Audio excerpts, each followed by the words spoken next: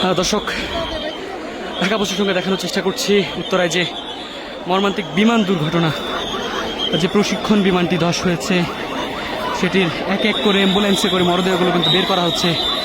আহত যারা রয়েছেন তাদেরকেও নিয়ে আসা হচ্ছে। অসংখ্য হতাহতের ঘটনা ঘটেছে, কেননা তখন মাইলস্টোন যে স্কুল অ্যান্ড কলেজটি রয়েছে সেখানে ক্লাস চলছিল। আপনাদের দেখানোর চেষ্টা করছি আসলে অ্যাম্বুলেন্সে করে কিন্তু হতাহতদের বের করা হচ্ছে এক এক করে। আসলে অসংখ্য হতাহতের আশঙ্কা কিন্তু করা হচ্ছে এই ঘটনা থেকে।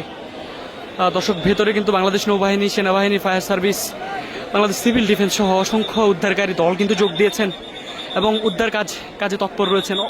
অসংখ্য অভিভাবক রয়েছেন যারা স্বজন হারিয়েছেন, যাদের সন্তান হারিয়েছেন, এবং তাদের আহাজারিতে কিন্তু আসলে ভারী হয়ে উঠেছে এই মুহূর্তে উত্তরার আকাশ বাতাস। দর্শক, দেখছেন যে আসলে এক এক করে কিন্তু তাদের বের করে নিয়ে আসা হচ্ছে। আসলে দুর্ঘটনার কারণটি সুনিশ্চিত করে বলা না গেলেও স্বাভাবিকভাবে বলা যাচ্ছে যে এটি বড় একটি দুর্ঘটনা এবং এই দুর্ঘটনা থেকে বহু হতাহতের আশঙ্কা করা হচ্ছে, এটি নিশ্চিতভাবে বলা যায়। দর্শক, দেখছেন আসলে একটু আগেই সারি সারি অ্যাম্বুলেন্স বের করা হয়েছে। ভেতরে যারা হতাহতের শিকার হয়েছেন তাদেরকে বের করা হয়েছে।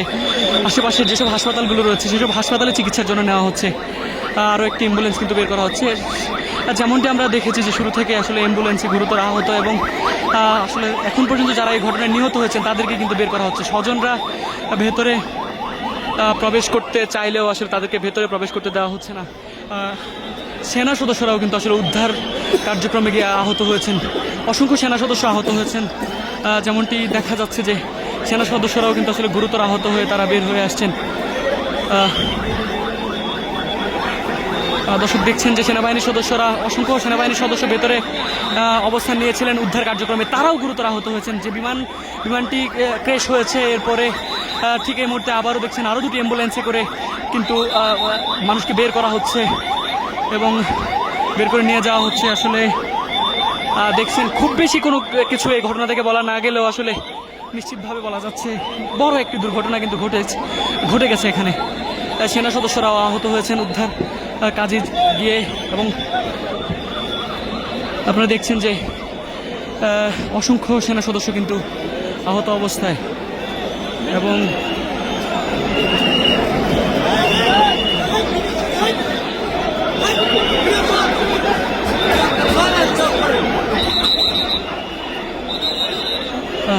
দর্শক, অসংখ্য অ্যাম্বুলেন্স ভেতরে প্রবেশ করেছে, এক এক করে আহতদের বের করা হচ্ছে। ঠিক এই মুহূর্তে দেখতে পাচ্ছেন সেনাবাহিনীর সদস্যরাও গুরুতর আহত হয়েছেন। ভেতরে যারা উদ্ধার কাজে অংশ নিয়েছিলেন তারা এই মুহূর্তে দেখতে পাচ্ছেন আপনারা যে স্বজন যারা সুস্থ রয়েছেন তাদেরকে হাতে হাত ধরে কিন্তু নিয়ে আসছেন।